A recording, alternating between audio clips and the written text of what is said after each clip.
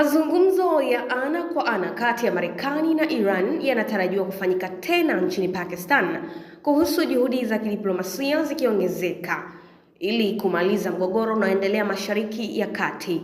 Ikulu ya White House imethibitisha kuwa mazungumzo mapya yanaandaliwa yakitarajiwa kufanyika Islamabad, ingawa tarehe rasmi bado haijawekwa.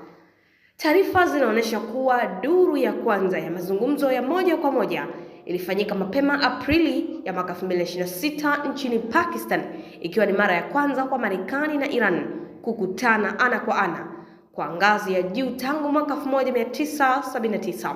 Mazungumzo hayo yalidumu kwa saa zaidi ya 20, lakini yalimalizika bila kufikiwa kwa makubaliano rasmi. Vyanzo vya serikali vya Marekani vinaeleza kuwa licha ya kushindwa kwa awamu ya kwanza, pande zote mbili zimepiga hatua kuelekea makubaliano ya mfumo framework deal yatakayoweza kusitisha vita na kurefusha muda wa usitishaji wa mapigano.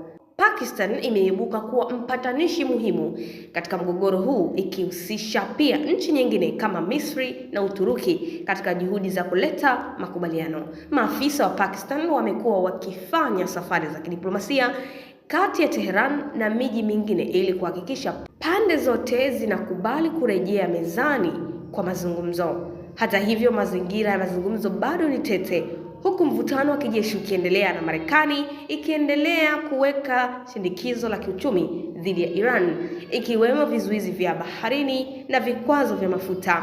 Iran nayo imeweka masharti ikitaka kusitisha kwa mashambulizi ya Israel katika eneo la Lebanon kabla ya kuendelea kikamilifu na mazungumzo.